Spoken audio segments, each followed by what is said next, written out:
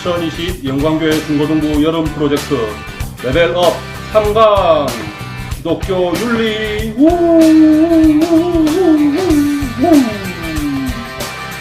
예, 이제 마지막 강의죠. 마지막으로 우리가 기독교 윤리에 대해서 강의를 들어보려고 합니다.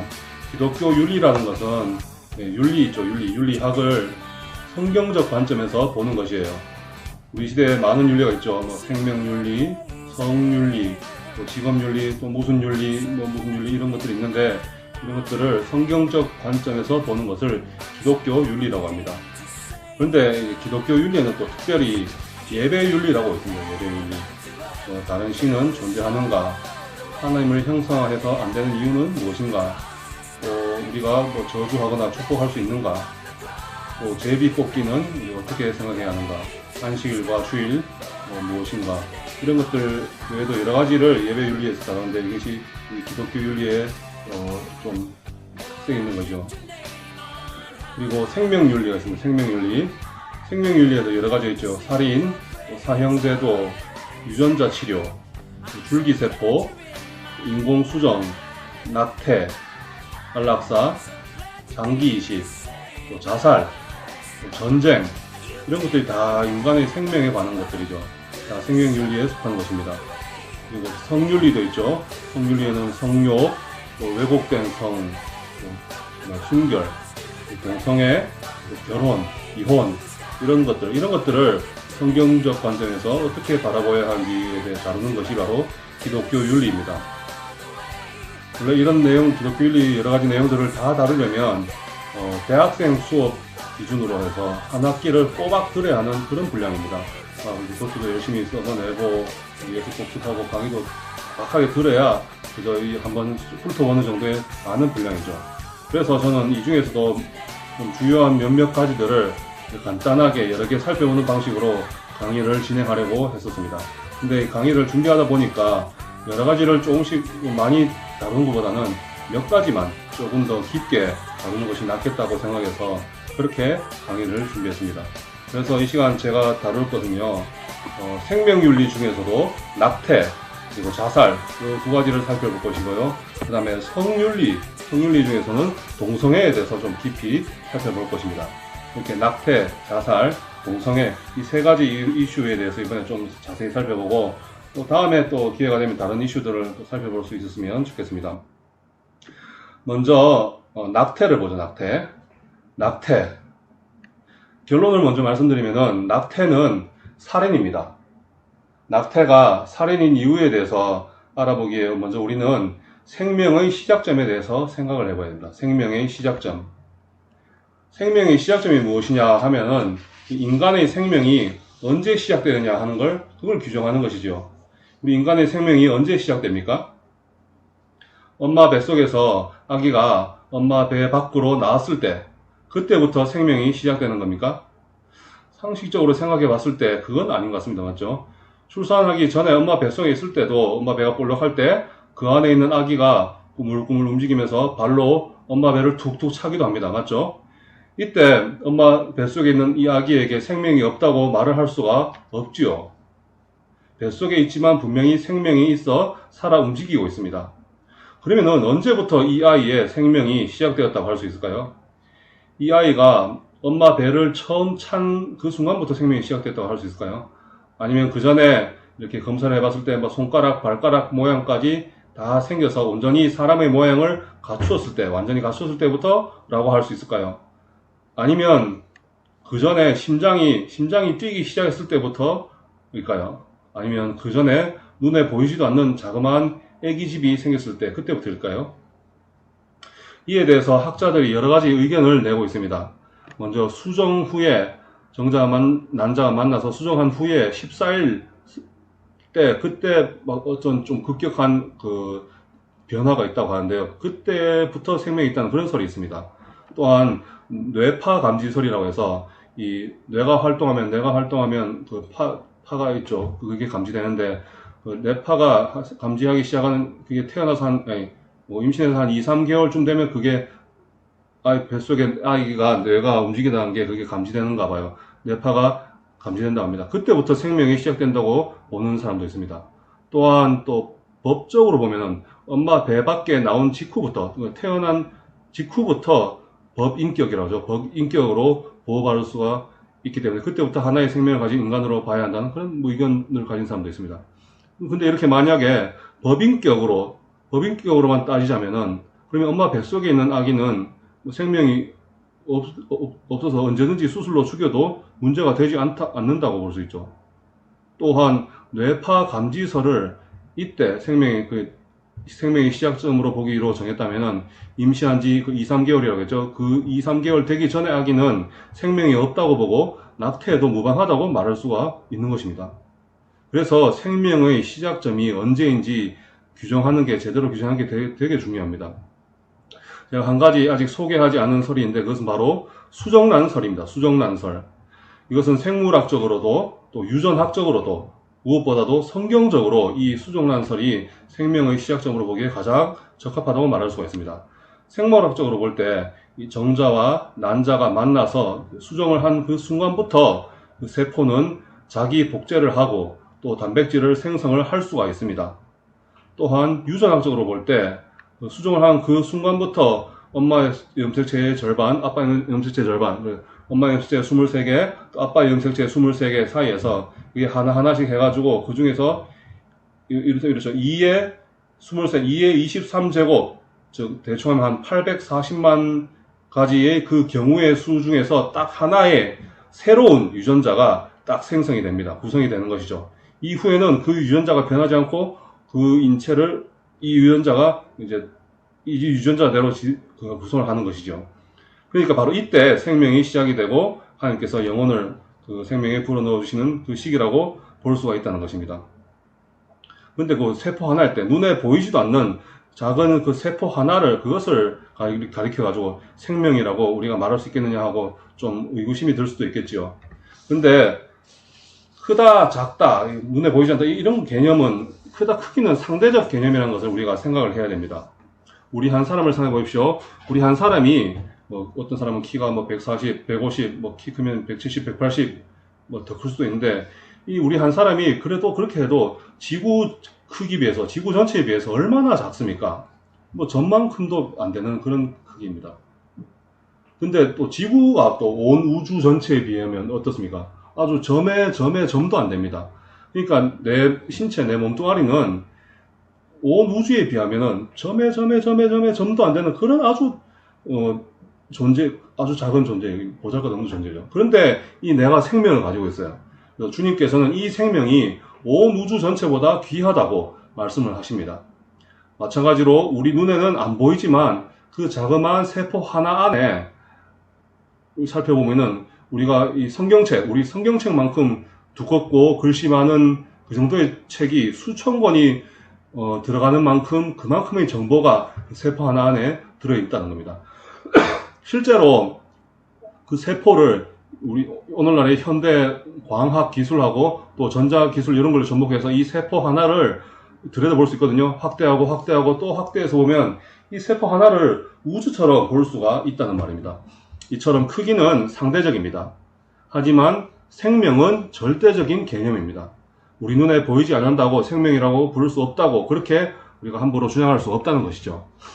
자, 그러면은 대부분의 학자들과 무엇보다도 성경이 주장하는 이 생명의 시작점은 수정란설입니다. 그렇다면은 즉 정자와 난자가 만났을 때 그때 하나님께서 영혼을 불어넣어 주시고 생명이 시작되었다고 한다면은 그렇게 생각하면은 모든 낙태 수술은 살인행위라고 우리가 말할 수가 있습니다. 생명을 죽이는 거죠. 맞죠? 그러므로 절대로 여러분 낙태를 해서는 안 됩니다. 자, 그러면은 낙태를 하지 않으려면 어떻게 해야 합니까? 낙태를 피해야겠죠. 낙태를 피하려면 어떻게 해야 합니까? 무엇보다도 원하지 않는 임신을 하지 않아야겠죠. 가장 좋은 것은 순결을 지키는 것입니다. 요즘 세상에서 혼전 순결을 지키는 사람을 천연 기념물로 이렇게 여김을 받거나 아직 경험이 없다고 놀림을 당하는 그런 경우가 많은데 그래도 순결을 지키는 것이 가장 좋습니다. 순결을 지키는 사람이 그렇지 않은 사람에 비해서 훨씬 더 만족스럽고 행복한 결혼 생활과 성생활을 누릴 수가 있는 것입니다. 하지만 요즘 고등학생이고 중학생이고 요즘은 일찍 이 성관계를 경험하는 학생들이 날이 갈수록 늘고 있죠. 정욕에 불타오르는 이런 몇몇 친구들이 우리 중에도 있을지도 모르겠는데 그들에게 말씀을 드리겠습니다. 성관계는 최대한 피하시길 바랍니다. 되도록 자제해 주셨으면 좋겠습니다. 하지만 불타는 정욕 때문에 성관계를 하게 되었을 때는 반드시 피임을 하시길 바랍니다. 요즘 학교에서 성교육을 어떻게 하는지 모르겠지만 아마 피임 교육도 잘 하고 있는 걸로 알고 있습니다. 특별히 여학생들은 반드시 적극적으로 피임하자고 하세요. 피임을 해야 합니다. 남자가 그걸 싫어하면은 그건 자기 자신을 진심으로 소중히 여기지 않고 사랑하지 않는다는 그런 의미입니다. 그런 의미로 해석해도 됩니다. 그런 남자와는 헤어져도 좋습니다. 분명히 노라고 말할 수 있어야 합니다. 그럼에도 불구하고 원하지 않는 임신을 했을 때 그때 어떻게 해야 합니까? 낳아서 키우는 게 죄를 짓지 않는 것입니다. 중학생이, 고등학생이 어떻게 애를 낳아서 키울 수 있을까요? 부모가 될 준비가 되었나요? 공부도 덜 했는데 말이죠. 그러니까 임신을 하면 안 된다는 겁니다. 임신을 했는데 양쪽 집에서 부모님이 무슨 말씀을 할까요? 부모님의 마음은 어떨까요? 그래서 이럴 경우 많은 학생들은 어쩔 수 없이 낙태를 하게 됩니다. 그러면은 그 학생은 자기 자녀를 살인한 거예요. 평생 그것이 가슴에 남아서 죄책감을 가지고 살게 됩니다. 여자가 좀 더 심하지요. 하나님께서도 그 죄값을 반드시 물으십니다. 반면에 낙태를 하지 않고 중학생 엄마 아빠로, 고등학생 엄마 아빠로 아이를 낳아서 기르는 경우도 있습니다. TV에도 나왔다고 하더라고요. 그 학생들 얼마나 고생하는지 아십니까? 아이를 키워야 하기 때문에 하루하루 먹고 살 걱정을 합니다. 공부고 인생의 목표고 비전이고 그 결을 돌아볼 겨를이 없습니다.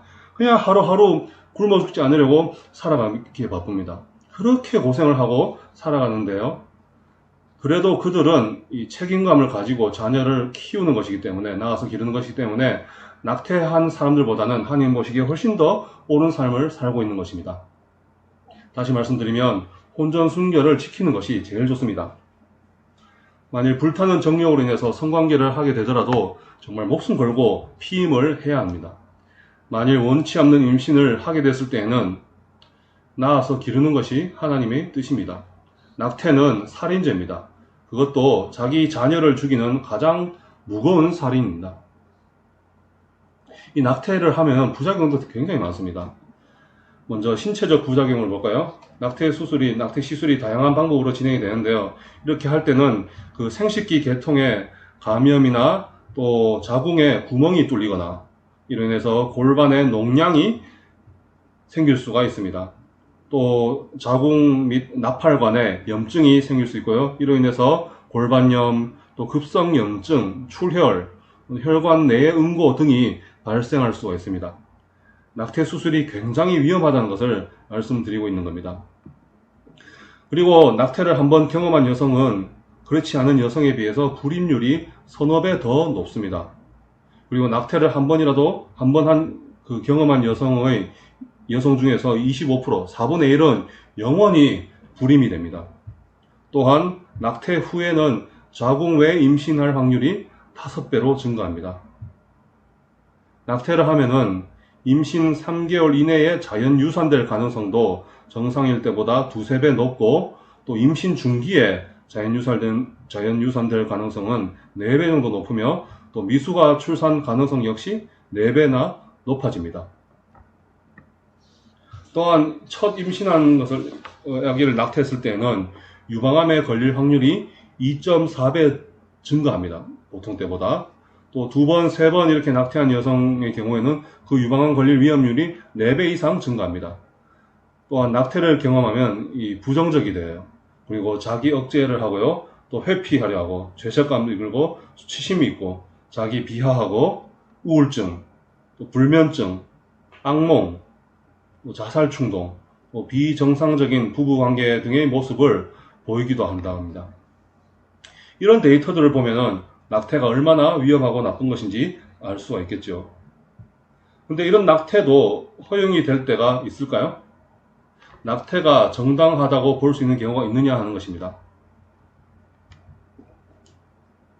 생명권과 생명권이 충돌할 때, 즉 태아의 생명권과 또 임산부의 생명권이 충돌을 일으키는 경우에 하나에서만 낙태가 고려될 수가 있습니다. 예를 들어서 임신을 했는데 임신 후에 자궁경부암 같은 그런 질병이 걸려서 임신 중에라도 당장 치료를 받아야 하는 그런 경우가 있습니다. 그런 경우라면은 비록 태아의 생명이 죽더라도 임산부의 생명을 우선적으로 살리는 것이 일반적이라고 하지요. 또 임신 초기에 이 자궁 외 임신이 되었을 경우 또는 문해와 내가 없이 그렇게 생기는 그런 경우에는 어차피 아기가 두어도 살 수가 없고 또 그대로 계속 방치하면은 임산부가 죽게 될 수 있기 때문에 낙태가 또 불가피한 그런 경우가 있습니다. 이 경우 이외에는 정당하지 않습니다. 낙태가 시행되어서는 안 됩니다. 예를 들어서 성폭행을 당해서 그래서 임신을 했을지라도 이것이 낙태를 할 그 정당한 사유가 될 수가 없다는 겁니다. 성폭행으로 임신을 당했을지라도 임신한 그 태아에게는 아무런 그 도덕적인 잘못이 없죠. 이 태아도 보호를 받아야 할 생명입니다. 이 태아를 낙태시키는 것은 아무 잘못 없는 아기에게 어떤 자기의 삶이나 억울한 이런 것들을 뒤집어 씌우려는 것이죠. 힘들고 괴롭겠지만 키우기 싫더라도 일단 낳아서 입양을 보내는 방법을 써서라도 아기의 생명을 먼저 살리는 것이 우리가 사랑을 실천하는 그런 방법입니다. 또 한편 출산 전에 우리가 여러 가지 검사나 진단을 통해서 기형아라고 그렇게 확인이 됐을 때도 있죠. 이럴 때도 이것이 낙태의 사유가 될 수가 없습니다. 낙태할 정당한 사유가 될 수 없습니다. 기형아의 생명이라고 해서 그 가치가 떨어진다고 볼 이유가 전혀 없기 때문입니다. 이 아이가 태어나면 평생 불행한 인생을 살 거야 하는 생각은 그거는 자기의 생각이지 아기의 생각이 아닙니다. 입장 바꿔서 생각해 보세요. 만일 내가 기형아로 태어났어요. 그래서 좀 많이 불편하고 그래요. 근데 내 부모가 나를 낳기 전에 나를 죽이지 않은 것을 원망했을까요? 이런 것들 한번 또 생각을 해보라는 것입니다. 여러분, 낙태는 분명한 살인 행위입니다. 그것도 자기가 자기 자녀를 죽이는 아주 무거운 살인죄죠. 이것을 명심하시기 바랍니다. 그래서 원하지 않는 임신을 하지 않도록 최선을 다해야 되죠. 만약 임신을 했다면은 낳아서 기르는 것이 가장 좋은 방법입니다. 낙태 수술은 신체적으로도 또 정신적으로도 너무나 좋지 않은 결과를 만들어냅니다. 낙태가 정당하다고 볼 수 있을 때는 오직 태아의 생명권과 임산부의 생명권이 서로 충돌할 때 그때뿐입니다. 이외에 모든 낙태는 정당하지가 않습니다.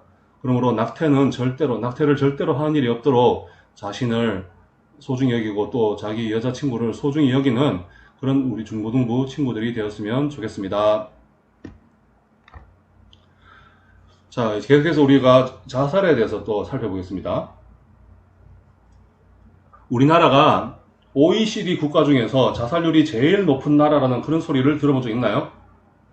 OECD라 하면은 경제협력개발기구라고 해서 선진국하고 또 신흥 경제가 발전하는 그런 나라들을 포함해서 한 36개 정도 나라가 있는데 아무튼 거기에서 가장 자살을 많이 하는 나라가 우리나라입니다. 지금까지 15년 넘는 기간 동안 계속해서 1위를 하고 있습니다. 부끄러운 사실이죠. 이처럼 자살은 우리 대한민국에서 가장 큰 사회적 문제가 되고 있습니다. 안타깝게도 이 예수 믿는 사람들도 똑같이 자살을 하고 있습니다. 어떤 학생이 성적이 떨어져서 낙심해서 자살을 했는데 그 학생 아버지도 그 아들을 향한 그 죄책감이 있고 또 아들을 향한 그리움 때문에 아버지도 주일 예배를 드리고 나서 그 아들 뒤를 따라 자살했던 사건이 있었습니다. 또한 수십 년 동안 교회를 다니면서 성실히 섬기고 또 권사 직분까지 받은 독실한 여성 신자가 있는데 또 그 딸이 명문대 의대를 다닌답니다. 그 명문대 의대를 다니는데 이 예과 본과 이렇게 있죠. 예과에서 본과로 진급하지 못하고 유급되었다는 소식을 듣고는 그 권사님이 우울증에 시달리다가 아파트 옥상에서 뛰어내려 자살했다고 합니다. 이런 자살에 대해서 우리가 어떻게 생각을 해야 할까요? 먼저 자살의 정의를 살펴봅시다. 뭐 자살은 자살이지 무슨 정의까지 필요하겠냐 하겠죠. 하지만 필요합니다. 이 자살이라고 하는 것은 자유로운 선택을 통하여서 자기 스스로 목숨을 끊는 행동을 말합니다. 목을 메어서 죽거나 또 독극물을 마시고 죽는 경우들을 말하는 거죠. 또한 이 자기에게 그 죽음의 위험이 찾아왔을 때 그 위험을 피할 수 있었음에도 불구하고 의도적으로 피하지 않고 그 위험을 맞이하는 행동을 가리켜서도 자살이라고 합니다. 예를 들어서 철도 레일에 서서 무선 속도로 달려오는 그 기차를 피하지 않고 부딪혀서 죽는 거, 이런 경우도 자살이죠. 이렇게 두 가지로 이렇게 정의를 내릴 수가 있는데요. 핵심은 자유로운 결단입니다. 자유로운 선택, 또 의도적, 본인의 의지적 선택으로 죽음에 이른 것이죠. 이와 달리 우울증 환자나 치매 환자의 경우처럼 이 자유로운 결단이나 선택이 불가능한 그런 정신질환에 걸린 상태에서 자살을 했을 때, 이때는 윤리적인 문제로 보기보다는 질병의 문제로 보는 것이 적합합니다. 정상적인 사고를 하는 사람이 자유로운 결단을 통해서 행한 행위일 때 우리는 자살이라고 합니다. 그러면은 성경에서는 이 자살에 대해서 어떻게 말하는지 볼까요? 성경에서 자살에 대해서 제일 먼저 나오는 이야기는 바로 삼손 이야기입니다. 삼손 아시죠? 사사 삼손입니다. 삼손은 하나님께 아주 강력한 힘을 받은 사사였어요. 그래서 맨손으로 젊은 그 힘센 사자를 맨손으로 찢어 죽이기도 하고, 또 나귀의 턱뼈 하나로 사람 1000명을 죽일 정도로, 그 정도로 힘이 장사였습니다. 그런데 이 나실인으로서 삼손이 구별된 삶을 제대로 살지 않고 막 경거망동해져. 그러다가 하나님께서 그 힘을 뺏어버렸어요. 그래서 삼손이 블레셋에 잡혀가서 두 눈이 뽑히고 또 블레셋 사람들에게 조롱을 당하고 살았죠. 하지만 삼손이 자신의 두 눈을 뺀 원수를 갚을 수 있도록 하나님께 힘을 한 번만 더 달라고 그렇게 기도했습니다. 이번 한 번만 나를 강하게 하사, 뭐 이런 식으로 하나님께 한 번만 더 힘을 달라고 기도를 했어요. 그래서 블레셋 사람 수만 명이 있는 그 다곤 신전 건물에 가서 삼손이 그 큰 건물 기둥을 삼손이 무너뜨렸습니다. 그 무너지는 건물에 삼손도 같이 깔려 죽었죠. 자살한 것입니다. 그런데 성경은 삼손이 자살한 것에 대해서는 특별히 뭐라 하고 있지는 않습니다. 그리고 이스라엘 첫 번째 왕인 사울왕이죠. 이 사울왕은 블레셋 전투에서 죽었습니다. 블레셋과 싸우는 도중에 몸에 치명상을 입었어요. 치명상을 입어가지고, 그래서 근처에 있는 자기 부하에게 자기를 찔러 죽이도록 명령을 했습니다. 이 블레셋 이방 민족에게 수치스러움을, 죽음을 맞이하기는 싫었던 것이죠. 하지만 이 신하는 왕이니까 또 사울을 감히 찌르지 못하고 머뭇머뭇거립니다. 그러니까 사울이 스스로 자기 칼에 엎드려져서 죽었습니다. 자살이지요. 하지만 성경에서는 사울이 자살했다는 점에 있어서는 별 말을 하고 있지 않습니다. 다만 사울의 죽음이 이 여호와께 범죄한 생애에 대한 하나님의 징계였다고 역대기서에서 기록을 하고 있죠. 그 다음에 아히도벨이 누구일까요? 다윗 왕에게 압살롬이라는 아주 잘생기고 탁월한 아들이 있었습니다. 다윗도 이 압살롬을 원래 많이 좋아했어요. 그런데 이 부자지간이 조금 애매한 관계가 되어버렸습니다. 우리가 지난 봄에 역사서를 중심으로 해서 성경 통독하면서 그 퀴즈를 냈죠. 퀴즈 맞추기를 했었는데, 그때 이 성경을 꼬박꼬박 잘 읽은 친구들은 이 다윗과 압살롬의 소위 애정의 관계를 알 수가 있을 것입니다. 이 성경을 잘 읽은 친구들은 이 압살롬이 반역한 것도 알고 있을 것이고, 아히도벨이 그 반역한 압살롬의 모사라는 것도 기억이 날 겁니다. 압살롬이 다윗을 반역하고는 스스로 왕이 되었어요. 그래서 아버지 다윗은 위험한 상태가 되어서 급히 도망가죠. 이 도망가는 다윗을 어떻게 추격할까에 대해서 방법을 궁리하게 되었습니다. 당시 압살롬의 책사인 아히도벨이 그 시기적으로 아주 좋은 묘책을 내었습니다. 그런데 이 압살롬의 책사 중에는 아히도벨뿐만 아니라 다윗의 신복 출신인 후세라는 인물도 있었어요. 이 후세는 일부러 다윗이 피할 시간을 벌어주기 위해서 일부러 천천히 추격을 하자는 그런 의견을 내었어요. 압살롬이 그래서 아히도벨의 의견을 따랐다면은 아마 다윗은 잡혀가지고 죽임을 당했을 겁니다. 하지만 압살롬은 후세의 의견을 따랐어요. 그리고 결과적으로 다윗은 살아남아서 다시 왕권을 회복하게 됩니다.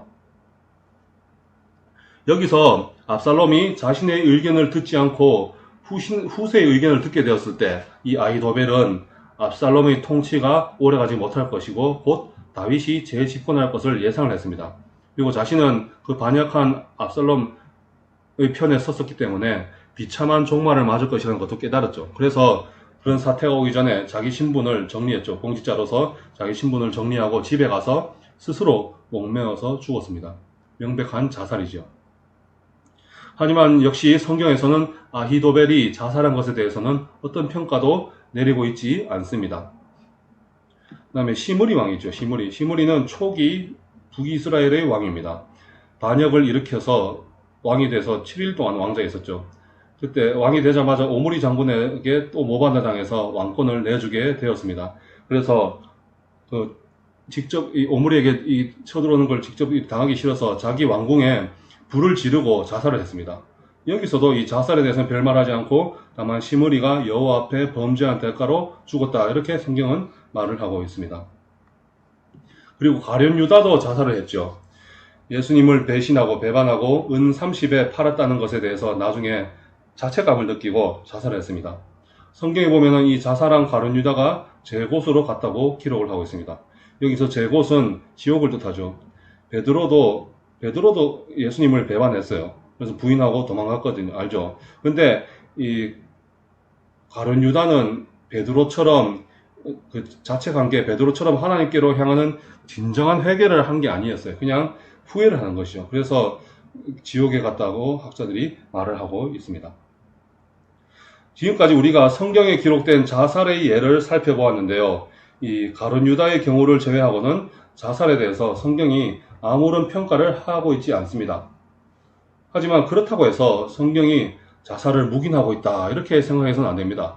성경적으로 봐도 자살은 분명히 비윤리 행위라고 우리가 말할 수밖에 없는데요. 그 이유는 첫 번째로 자살은 분명히 이 10계명 중에 제6계명 살인하지 말라는 계명을 어기는 행위이기 때문입니다. 타인의 목숨을 죽이든 자기 목숨을 죽이든 이 하나님의 형상을 해치는 행위는 가벼운 죄가 아니죠. 또한 자살은 무엇입니까? 하나님만이 하실 수 있는 이 생사 여탈권을 인간이 자의적으로 행사하는 것이죠. 내 생명을 포함한 모든 인간의 생명은 그 생명의 시작과 끝은 오직 하나님께만 달려 있습니다. 하나님께서 생명을 주시고 또 하나님께서 생명을 거두신다는 말입니다.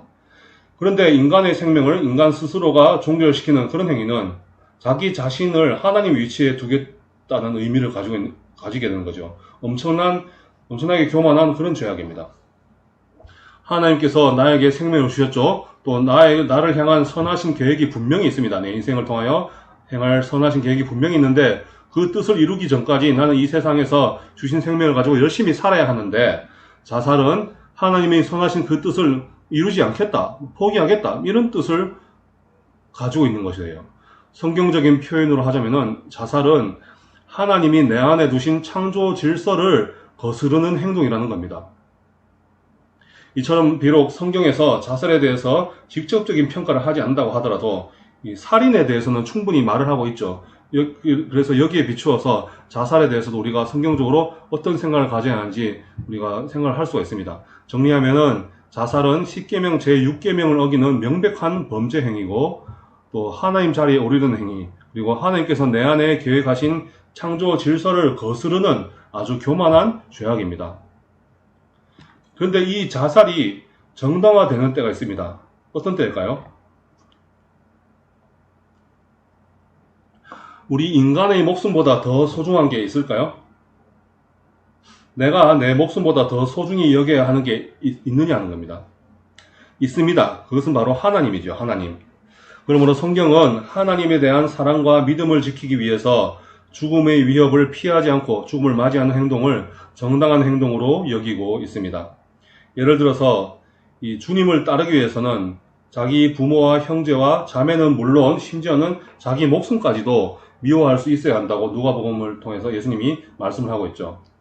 또 빌립보 교회 성도들은 그리스도의 일을 위해서는 죽기에 이를지라도 자기 목숨을 돌아보지 않는 사람들이었다고 성경이 기록하고 있습니다.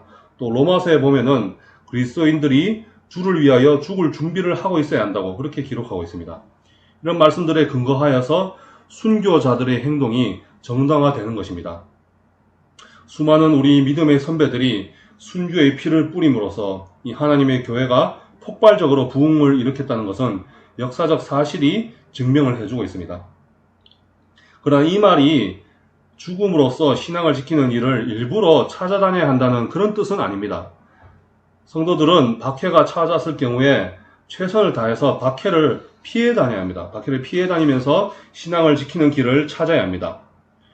믿음도 지키고 목숨도 지킬 수 있으면 피하는 게 맞습니다.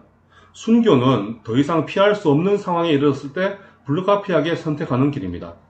최선을 다해서 박해를 피해 다니기를 힘쓰다가 막다른 골목에 다다랐을 때, 그래서 죽음으로써 신앙을 지키거나 또는 신앙을 버리고 살아남는 것을 선택해야 할 때, 그때 선택하는 길입니다. 요즘 코로나 때문에 교회가 많은 어려움을 겪고 있습니다. 안 그래도 정상적인 예배를 드리지 못하고 있는 이런 상황인데, 일부 크리스천이라고 하는 사람들, 일부 교회들이 이 덕이 되지 못하는 행동을 하고 있죠. 그래서 그 때문에 교회 전체가 핍박을 받고 또 욕을 얻어먹고 있습니다. 코로나 감염 확산의 주된 원인 제공자가 교회인 걸로 인식되는 그런 억울함도 있습니다.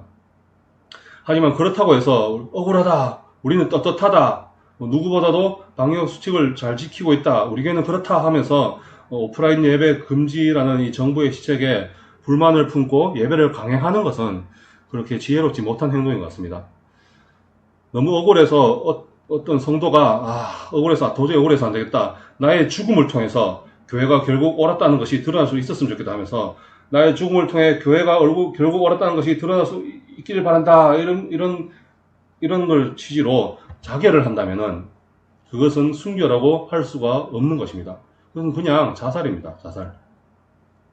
아무튼 내 목숨보다 소중한 하나님을 위해서 내 목숨을 내어놓는 것은 정당화될 수가 있습니다. 또한 성경은 이웃 사랑의 실천을 위해서 목숨을 내어놓는 행위를 정당화하고 있습니다. 친구를 위해서 자기 목숨을 버리는 행위는 최고의 이웃 사랑의 표현이라고 예수님께서 말씀하셨죠. 그리고 실제로 예수님께서 우리를 위하여 죽으셨지 않습니까? 예수님께서 우리를 위하여 목숨을 버리신 것이 우리 또한 형제들을 위해서 목숨을 버릴 수 있는 마땅한 근거가 된다고 성경이 기록을 하고 있습니다.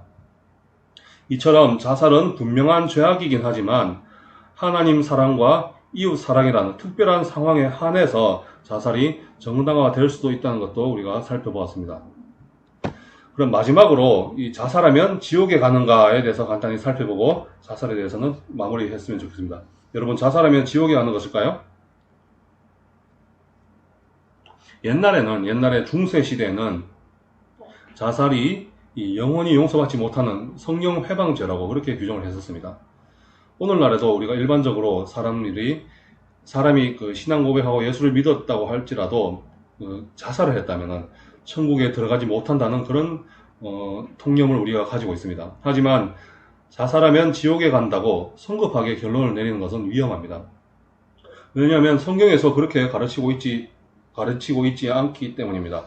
성경은 아까도 살펴봤듯이 자살에 대해서 별말을 하고 있지 않습니다. 또한 자살이 성령 회방죄라고는 더더욱이 말하고 있지 않습니다. 성경이 말하고 있지 않는 것에 대해서 함부로 결론을 내려서는 안 된다는 거죠. 또한 기독교인이 자살하는 경우가 대체로 우울증과 같은 일종의 정신질환 상태에서 일어나는 경우가 많기 때문에 이럴 때는 윤리적인 것보다도 병적인 관점으로 바라봐야 합니다. 그리고 우리 교회 목회자들과 성도들은 그 사람을 더 따뜻하게 돌보고 사랑하지 않은 점에 대해서 함께 또 책임을 지고 또 해결을 해야 할 그런 부분이죠. 성경 말씀 자체에는 성경 말씀에 기록된 그 복음의 풍성함과 그 여러 가지 탁월한 가르침의 말씀은 우울증이나 자살에 이르도록 하지 않습니다. 그리고 그런 우울증에 걸렸다 할지라도 이를 극복할 수 있는 내용이 충분히 그 성경 말씀에 풍성하게 담겨 있습니다.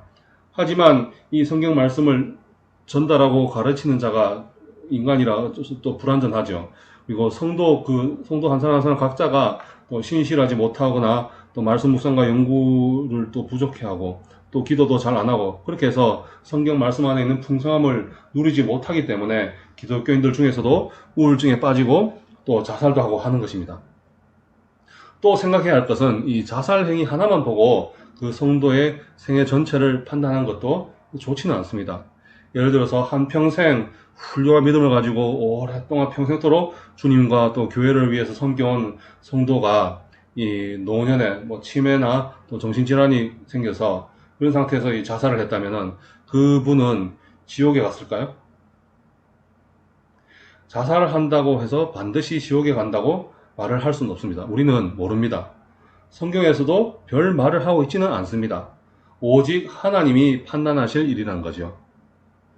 그렇다고 해서 자살한다고 반드시 지옥에 가는 것이 아니라고 해서 자살이 그렇게까지 나쁜 것은 아니구나 이렇게 생각하면 절대로 안 됩니다. 지금 중요한 걸 놓치고 있어요. 다시 한번 정리하면은 자살은 분명히 10계명 중에 제6계명을 어기는 살인행위입니다. 교만한 마음으로 하나님의 자리에서 하나님처럼 행하려고 하면서 하나님의 창조 질서를 거역하려는 아주 큰 죄입니다. 그러므로 앞으로 그럴 일도 없기를 바라겠지만 이 죽고 싶은 생각이 들더라도 여러분 절대로 자살하지 마세요.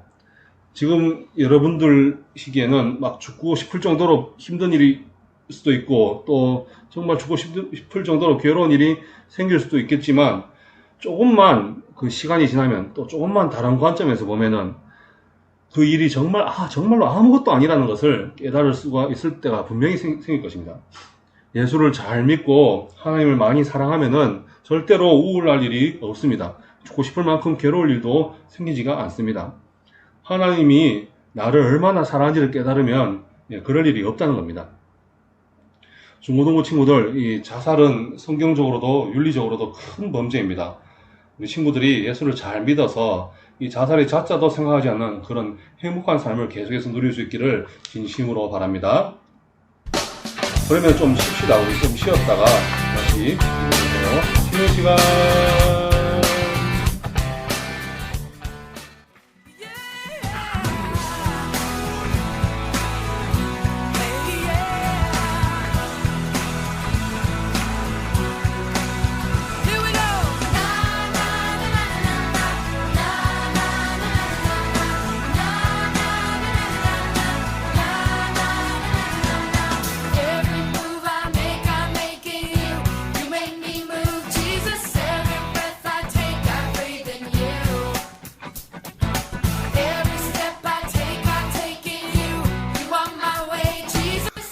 자, 우리 성경 필사를 해봅시다. 요즘 교회가 오프라인으로 모이지 못하고 있죠. 그래서 이런 시기에 우리의 신앙을 잃지 않고 말씀을 가까이 하자 하는 취지에서 우리 영광교회에서 성경 필사를 하기로 했습니다. 성경 필사라는 말은 말 그대로 성경을 베껴 쓴다는 말이죠. 이번에 우리 어른들, 장년들, 성도님들께서 성경 66권 전체를 각자 조금씩 분량을 나누어서 필사하기로 했습니다. 그래서 우리 중등부, 고등부도 그 필사를 했으면 좋겠어요. 성경 필사를 했으면 좋겠습니다. 우리는 시편을 좀 썼으면 좋겠어요. 시편 중에서도 여러분이 읽고 쓰면서 또 묵상하면 좋을 것 같다고 생각되는 그런 몇몇 시편들을 제가 골라봤습니다. 몇 편을 쓰면 되는지 제가 그건 이따가 댓글에다가 적어 놓을게요. 여러분, 이 글을 쓴다는 게 얼마나 유익한 일인지 아십니까? 요즘 아이들은 학교 다니면서 글씨를 너무 안 쓰는 것 같더라고요. 근데 글쓰기 하면 참 좋아요. 이 창의적인 자기가 생각해서 글을 쓰면은 창의적인 글쓰기를 하면은 좌뇌하고 우뇌가 동시에 발달하는 그런 효과가 있습니다. 또 어떤 것을 뺏겨 쓰기만 하더라도 그것을 읽고 쓰고 눈으로 읽고 또 쓰는 거기 때문에 이게 3차원에서 1차원 또 1차원에서 3차원 이런 효과가 있기 때문에 역시 좌뇌와 우뇌 동시에 발달시키고 또 어떤 것을 필사하면은 집중력도 많이 길러줍니다. 저도 이 학교 다닐 때 글씨를 되게 못 쓰는 편이었거든요. 근데 여러분들 글씨를 제가 언제 한번 본 기회가 있었죠. 여러분 뭐 수련회 때나 아니면 다른 때 여러분들 글씨를 볼 기회가 있었는데 여러분들 글씨를 보니까 제가 영필이 된 그런 기분이 들었습니다. 여러분들 전부 막 예쁘고 귀엽고 또 씩씩하고 멋지고 잘생기고 그런데 여러분들의 글씨를 보면은 참 많이 아쉽더라고요. 이게 글씨 연습도 좀 하고 글씨를 잘 쓴다면 많이 쓰면 글씨가 저절로 잘 써집니다. 타고나는 것도 있지만 많이 쓰면은 어느 정도 이쁜 글씨가 딱 잡히게 돼요. 이게 글씨 연습도 하고 머리도 똑똑해지고 은혜도 받고 하는 그런 귀한 시간이 됐으면 좋겠습니다. 아무데나 적으세요. 아무데나 A4 용지나 또는 뭐 일면지나 또 노트나 연습장이나 아무데나 또박또박 잘 써서 다음에 우리가 오프라인으로 다시 만날 때 예배드리러 우리 교회에 오는 그날에 들고 오세요. 양은 얼마 되지 않아요. 하루에 다 쓸 수도 있고, 하루가 한 두세 시간이면 충분히 다 써요. 저도 한 2시간 정도 걸렸던 것 같아요. 하루에 한두 편만 써도 일주일 충분히 쓸 거예요. 다 못 쓴다 하더라도 들고 오세요. 그래서 하나님께 우리가 성경 필사한 걸 보여주면서 또 우리가 또 선물도 받고 그랬으면 좋겠습니다. 성경 필사에 모두 동참해주세요.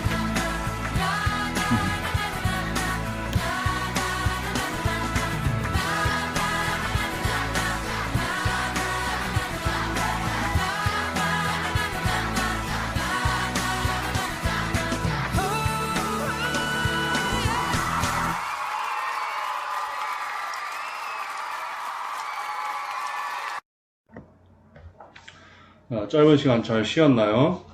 이제 계속해서 우리 성윤리 중에서 동성애에 대해서 또 살펴보겠습니다.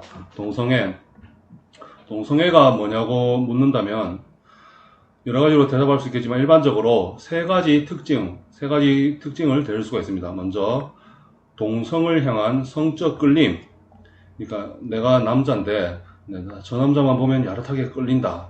또 나는 여잔데 저 언니만 보면 심장이 콩콩 뛴다, 뭐 이런 걸 얘기하는 겁니다.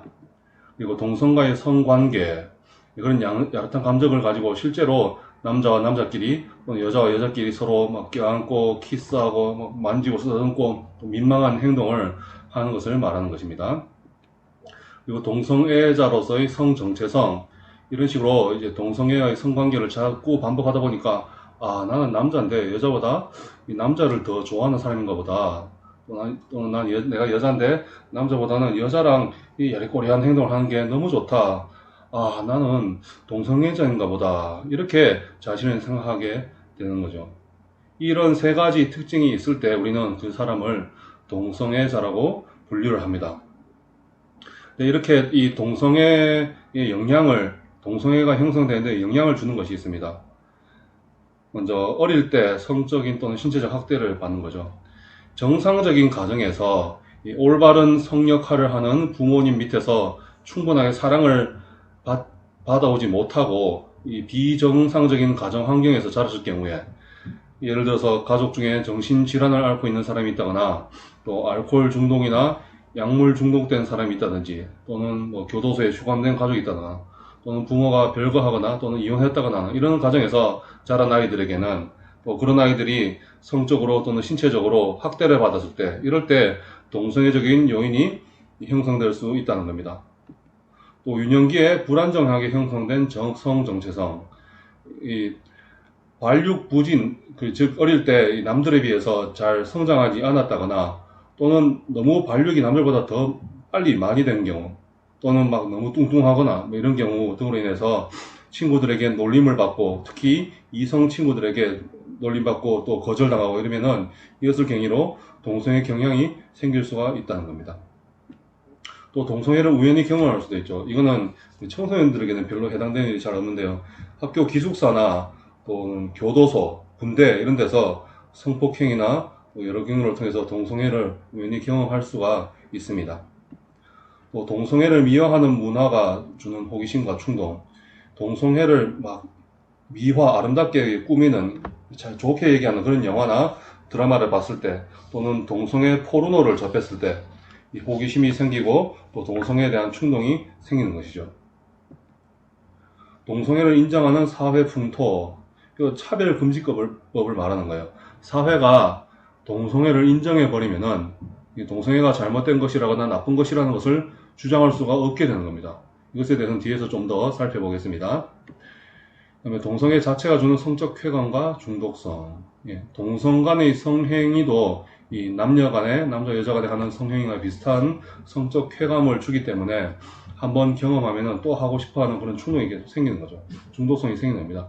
내가 남자랑 야시시한 짓을 하게 되는데, 내가 남자인데 남자랑 야시시한 짓을 했는데 되게 좋더라 하고 또 하게 되고, 그러다가 난 동성애자인 것보다 착각할 수가 있다는 거죠.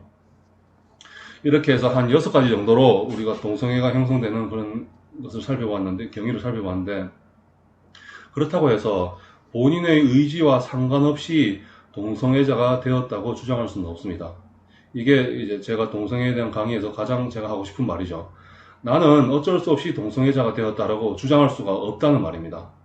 어쩔 수 없이, 즉 본인의 의지와 상관없이 동성애자가 되었다면은, 그렇다면 동성애는 보호받을 명분이 있습니다. 하지만 그렇지 않다는 것을 지금부터 말씀을 드리려고 합니다. 이른바 동성애에 대한 불편한 진실이라고 말씀을 드려볼까요? 동성애에 대한 불편한 진실. 첫 번째로 동성애는 유전이 아닙니다. 유전이. 잘 들어보세요. 저는 이 유전학에 대한 일반적인 원칙을 먼저 말씀을 드리려고 합니다. 동성애 유전자가 있다고 칩시다. 만약에 동성애에 관한 유전자가 있다고 칩시다. 그렇다면 이 동성애 유전자가 무슨 의미입니까? 이것은 동성애를 하기 때문에 자녀를 낳지 않겠다는 그런 유전자입니다. 맞죠? 동성끼리 관계를 맺기 때문에 자녀가 생길 리가 없지요. 그러니까 이 유전자는 유전될 수가 없습니다. 왜냐하면 자녀를 낳지 않기 때문에 자녀가 생겨야 그게 유전이 되죠. 맞죠? 근데 자녀가 안 생기는데 유전이 될 수가 없죠. 그러므로 이 동성애 유전자가 있다고 치면은, 동성애가 그러니까 유전자로 전달되는 유전이라면은 지구상에 동성애는 원래 없습니다. 없는 게 당연한 겁니다.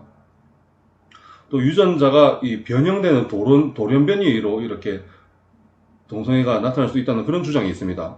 근데 이제 예를 들어서 다운 증후군 다운 증후군 같은 것을 가리켜서 유전적 결함으로 인해서 나타나는 돌연변이라고 하는데, 이 다운 증후군이 이 전체 인구의 0.25% 정도라고 합니다. 100분의 1, 400분의 1쯤 되는 거죠. 400분의 1. 이외에 이 다운 증후군 말고도 이외의 모든 유전적 돌연변이로 인한 질환을 다 합쳐도 전체 인구의 1% 정도밖에 되지 않는다고 합니다.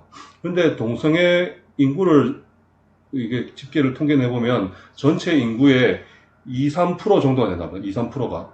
이 말이 무슨 말이냐면, 동성애는 유전자 돌연변이로 인해서 발생하는 것이 아니라는 말입니다. 제가 지금까지 학문적인 원리와 논리를 가지고, 학문적인 원칙과 논리를 가지고 여러분께 설명을 드렸는데, 이게 그렇게 어려운 말은 아니죠. 혹시 이해가 안 된다면은, 안 되는 친구들은 뒤로 돌려서 다시 한번 잘 들어보시기를 바랍니다. 한편 20여 년 전에 한 동성애자는 이 동성애 관련 유전자가 실제로 존재한다고, 동성애 관련 유전자가 실제로 존재한다고 미국 사이언스라는 과학지에 발표한 적이 있습니다. 이 사이언스라는 과학지는 미국을 대표하는 아주 권위 있는 과학 잡지예요. 거기에 동성애 관련 유전자가 발견되었다는 소식이 실렸으니까 전 세계가 들썩거렸겠죠. 이것은 동성애가 보호받을 권리가 있다는 그런 명분이 될 수 있기 때문입니다. 근데 한 5년, 6년 뒤에 과학자들이 그 유전자가, 동성애 관련이라는 그 유전자가 동성애와 사실 전혀 관련이 없다는 것을 다시 밝혀냈습니다. 그래서 다시 그 같은 사이언스 잡지에 발표를 했습니다. 그리고 또 5년 뒤에는 그것을 확실하게 확정하는 논문이 다시 한번 동일하게 사이언스 잡지에 실렸습니다. 다시 한번 말씀드리지만 동성애는 유전되지 않습니다. 그리고 동성애는 선천적이지도 않습니다. 동성애가 선천적이라는 것은 태어날 때부터, 유전이 안 되니까 태어날 때부터 동성애를 하도록 신체 구조가 형성되었다는 그런 주장인 거죠. 이것에 대한 학문적인 반론이 있는데 이거는 조금 더 전문적이고 좀 어려워서 여러분들에게 소개를 하지는 않겠습니다. 대신 간단히 상식적으로 생각할 수 있는 문제를 말씀드려 볼게요. 일란성 쌍둥이의 경우를 소개해 드리겠습니다. 일란성 쌍둥이. 동성애가 이 유전자와 태아기 호르몬에 의해서 결정된다면, 그러니까 엄마 뱃속에서 결정된다면, 같은 엄마 뱃속에서 모든 그 선천적인 영향을 동일하게 받는 일란성 쌍둥이죠. 일란성 쌍둥이는 동일하게 똑같은 영향을 받습니다. 한 엄마 뱃속에서 모든 선천적인 영향을 동일하게 받는 일란성 쌍둥이는 만약 태어나서 나중에 동성애자가 된다면 둘 다 동성애자가 되고, 동성애자 아니라면 둘 다 아니어야 하는 거죠.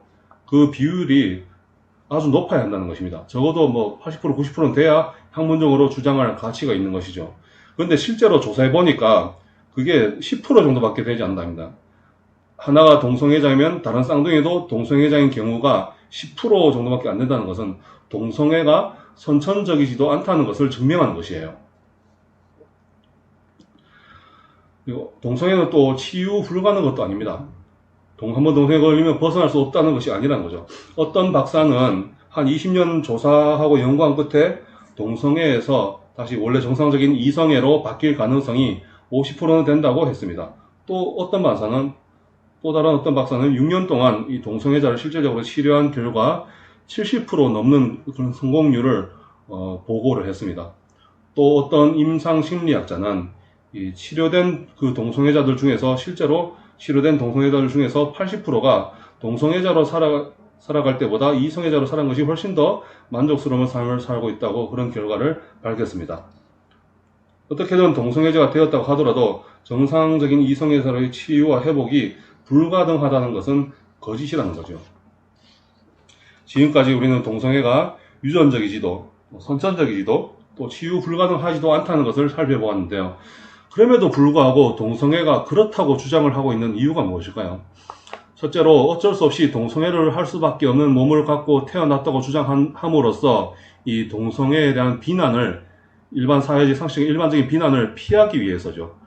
그 합리적인 그 명분을 갖기 위해서, 또 자기 합리화를 하기 위해서입니다. 나는 어쩔 수 없이 동성애자가 된 거야.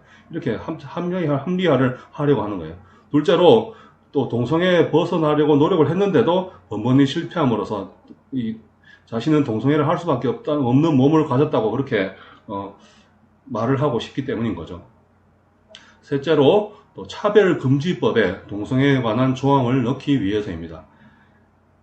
일반적으로 사람들은 태어날 때부터 결정되어서 자신의 의지로 어쩔 수 없는 것들, 이런 것들은 차별을 하면 안 된다고 생각하죠.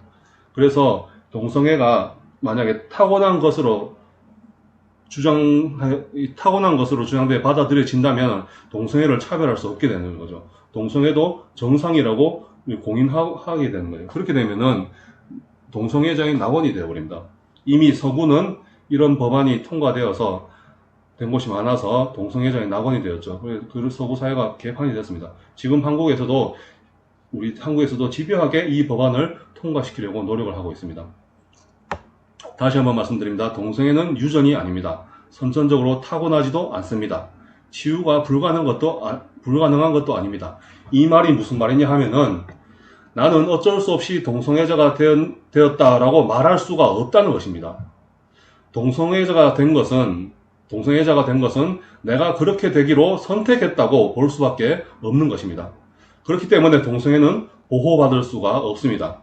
동성애자로서의 권리를 존중받을 수가 없다는 말입니다. 그럼에도 불구하고 동성애가 보호받게 된다면 어떻게 되는 것일까요? 동성애가 인정받고 보호받게 되면은, 그러니까 동성애 관련 조항이 포함된 차별금지법이 통과되면 어떻게 되는지 실제 예를 들어서 살펴보겠습니다. 동성애가 비윤리적이라고 표현하는 일체 행위는 처벌받게 됩니다. 동성애는 나쁜 것이야 라고 말을 하면은 처벌받습니다. 동성애가 정상이 아니다, 유전이 아니고 선천적이 않다, 이런 식으로 강의를 하고 설교를 하면 안 됩니다. 지금 강의를 하는 저도 처벌을 받게 됩니다. 교회에서 동성애는 죄다 이렇게 설교를 하면 처벌받는다는 것입니다. 또 학교는 이 동성애를 정상이라고 가르쳐야 하고, 학생들끼리 동성애로 무리를 일으키더라도 징계나 제재를 가할 수가 없습니다. 학교에서 선생님이 이런 식으로 가르쳐야 한다는 거죠. 얘들아, 동성애는 정상이야, 지극히 정상이야. 너희들 중에서도 남자와 남자끼리 또 여자와 여자끼리 동성 간에 끌림이 있는 사람들이 있지. 남자끼리 또 여자끼리 야식거리한 짓 한 적이 경험한 사람이 있지. 그런 건 나쁘지 않는 거야. 정상이야. 그대로 받아들이고 살면 되는 거야. 이런 식으로 가르쳐야만 합니다. 그리고 학생들끼리 실제로 이렇게 동성 행위를 해서 사회적으로 무리를 일으키고 학교 질서가 어긋나거든요. 그렇게 되어도 이게 정상적이라고 막 가르쳐야만 하기 때문에 그런 점에 대해서 아이들에게 징계나 제재를 가하거나 처벌을 할 수가 없게 된다는 거죠. 그리고 결혼율 감소, 저출산, 에이즈 확산, 사회구조 무너짐, 이런 게 있습니다. 안 그래도 요즘 결혼 시기가 늦어지고 또 결혼율이 줄어들고 저출산 문제가 심각한데, 동성애를 인정하게 되면 이게 더욱 심각해집니다. 여자끼리 결혼해야 되는데 동성끼리는 결혼하는 게 이상하죠. 물론 동성애가 인정되는 그 지역에서는 남자, 여자끼리 결혼식을 올리는 경우도 있기는 합니다만, 많은 경우에 동성애자들은 그냥 동성애 성행위만 즐겨서 하지 결혼까지 이르는 경우가 잘 없습니다. 결혼율이 더 줄어드는 것이죠. 결과적으로 출산율도 더 떨어집니다. 또한 동성애는 에이즈를 확산시킵니다. 이것 또한 뒤에서 다시 말씀드리겠습니다. 이 동성애를 인정하게 되면은 일부 다처가 될 수 있고요. 또 일처다부도 될 수 있어요.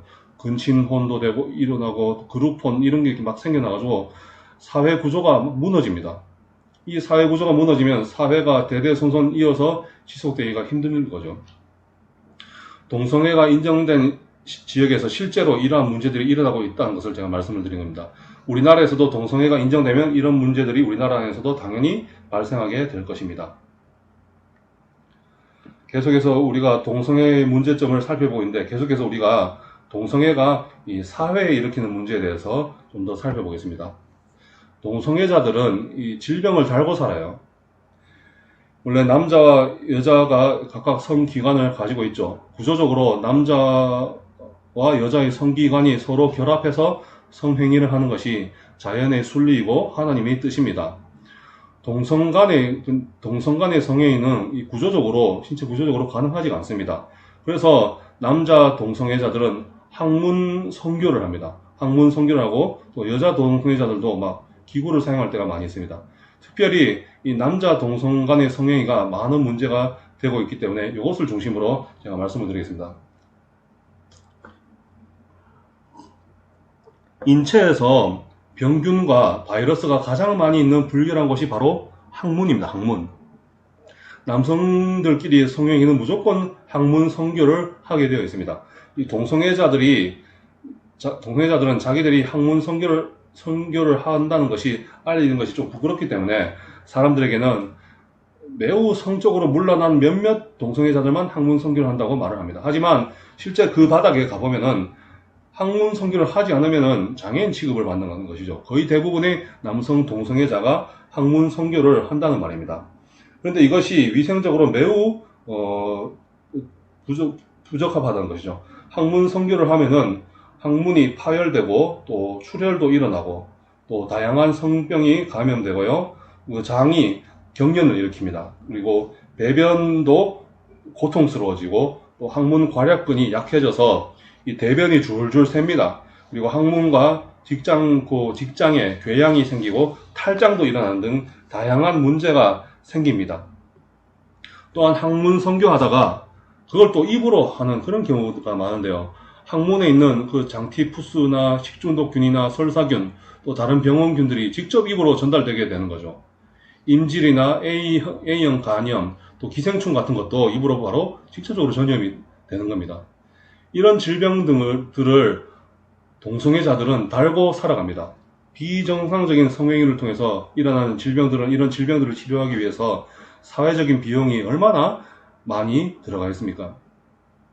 특별히 에이즈에 대해서 좀 더 자세히 말씀드리자면 우리나라 에이즈 감염자가 5년 전 데이터인데 2015년에 12,522명입니다. 12,522명 우리나라 에이즈 감염자입니다.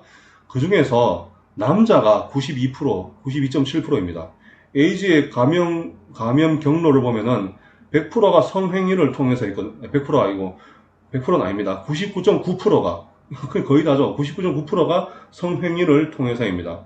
그런데 에이즈 감염자의 남녀 비율이 50% 근처가 비슷하지 않고 오히려 남자가 92.7%라는 것은 이게 무슨 말을 하는 것이냐 하면은 남자와의 성행위를 통해서 에이즈가 대부분 전염된다고 그렇게 우리가 쉽게 알아챌 수 있는 것입니다. 이번에 이 코로나 감염 확산에 관한 뉴스 가운데서 강남의 남성 전용 찜질방, 수면방 이런 게 소개된 적이 있죠. 이게 기억하실지 모르겠는데 그런 게 소개된 적이 있습니다. 그런 데서 남성 전용 찜질방, 수면방 이런 데서 남자들끼리 동성 성행위를 하는 것입니다. 그날 만나서 모르는 사람끼리 서로 눈이 맞아서 컴컴한 곳에서 더러운 짓거리를 한다고 합니다. 컴컴한 데서 그러니까 피가 나는지 또 더러운 균이 갖고 있는지 지저분한지 얼마나 에이즈 환자인지 구분할 방법이 없는 거예요. 미국의 경우는 동성애자의 15%가 에이즈 바이러스를 가지고 있다고 합니다. 우리나라는 이만큼 높지는 않을 거예요. 그렇지만 동성애를 하면은 에이즈에 걸릴 확률이 충분히 높다는 겁니다. 뭐 몇 년씩 이렇게 이런 짓을 하면은 거의 100% 에이즈가 걸리는 거죠. 그리고 마지막으로 동성애자는 행복하지 않습니다. 이것도 진짜로 제가 하고 싶은 말입니다. 동성애가 막 영화나 다른 매체를 통해서 많이 막 좋게 얘기되고 미화되고 있는데 실제로 동성애자들이 그 삶은 절대로 행복하지 않습니다. 남자 동성애자들끼리 관계를 가질 때 그 관계 중에 60%는 1년 이내에 깨어집니다. 남자랑 사귄다는 때 말이죠. 60%는 1년 내에 깨집니다. 그리고 동성애자들은 젊은 상대를 선호하기 때문에 나이가 들면은 그 외로움에 시달리게 되는 거죠. 또 동성애자들이 일반인들보다 2배 이상 알코올에 의존하고 또 남성 동성애자는 일반인보다 3배 더 많이 자살 시도를 한다고 합니다. 왜 그렇겠습니까? 그 삶이 너무 절망스럽기 때문이지 않겠습니까? 남성 동성애자의 수명은 일반인보다 25년, 30년 더 짧습니다. 엄청 짧죠. 그러니까 뭐 50쯤 되면 죽는다는 겁니다. 병을 달고 다니니까 그럴 수밖에 없죠. 이들은 나이가 들면은 성인용 기저귀를 차고 다닙니다. 변이 줄줄 새기 때문에 그렇죠. 그래도 변이 새면 기분이 좋지 않으니까 기저귀에 묻더라도 변이 새면 기분이 좋지 않기 때문에 하루에 10번 이상 화장실을 들락날락 거려야 한다는 거죠. 여러분, 동성애자의 삶은 결코 행복하지 않습니다. 비정상적인 행위를 통해서 잠깐 몇 초의 쾌락을 누릴 수는 있을지 몰라도 나머지 전 인생이 괴로운 것입니다. 마지막으로 동성애에 대해서 성경은 뭐라고 말하는지 살펴보고 마무리를 짓겠습니다. 성경은 동성애에 대해서 일관적인 태도로 하나님의 창조 질서를 범하는 심각한 윤리적 죄악이라는 것을 명확하게 증언을 하고 있습니다. 하나님은 인간을 남자와 여자로 창조하셨죠. 그리고 생육하고 번성하라는 그런 명령을 주셨습니다. 그리고 남자와 여자가 연합해서 한 몸을 이루라는 명령을 주셨죠. 남자와 여자가 연합해서 한 몸을 이루라는 명령을 주셨습니다. 이게 창조 질서입니다. 남자와 여자 사이에 결혼이 이루어져야 하고 이 결혼 관계 안에서 성행위가 이루어져야 합니다. 즉 성행위는 남자와 여자 사이에서 이루어져야 하는 것이죠. 이것이 성경이 말하고 있는 질서입니다. 소돔과 고모라 얘기하시죠. 소돔과 고모라의 유황불이 떨어져 망한 이야기는 잘 알고 계실 겁니다. 그들이 망한 이유가 뭡니까? 사회적으로 또 악이 가득하긴 했지만 특히 동성 간의 그 가정한 일 때문에, 즉 동성애가 소돔과 고모라에 가득했기 때문에 그 성이 망했습니다. 또한 사사시대 베냐민 지파에도 이 동성애가 만연하여서 베냐민 지파 전체가 살육되어서 살해질 뻔한 그런 이야기도 있습니다. 그만큼 동성애는 심각한 죄악이라는 것이죠. 그 외에도 성경에서는 동성애에 대해서 결코 용납하지 않습니다. 모세율법에 보면 남자끼리 성행위를 하면 반드시 죽이라고 기록되어 있습니다. 동성애, 근친상간 또 짐승과 성행위를 하면은 반드시 죽이라고 모세율법에 기록하고 있습니다. 로마서에서는 동성애가 본질적인 이치에 맞지 않다고 말을 하고 있습니다. 순리가 아니라 가죠. 동성애는 영리라는 겁니다. 또한 고린도 전서에서는 동성애자들은 하나님 나라를 유업으로 받지 못한다고 말씀하고 있죠. 자, 이제 결론 내려볼까요? 정리를 해봅시다. 동성애는 보호받을 수 없습니다. 왜냐하면 동성애는 선천적이지도 않고 유전되지도 않으며 치유와 회복이 불가능한 것도 아니기 때문입니다. 오로지 동성애는 자신이 선택한 겁니다. 그리고 동성애자는 절대 행복하지 않습니다. 병을 달고 다니고요. 또 에이즈 위험에도 많이 노출되어 있습니다. 일찍 죽고요. 약물, 알코올 중독 높고 또 자살 시도도 많이 합니다. 동성애는 이렇게 보호받을 수 없지만 동성애자는 우리가 보호를 해야 됩니다.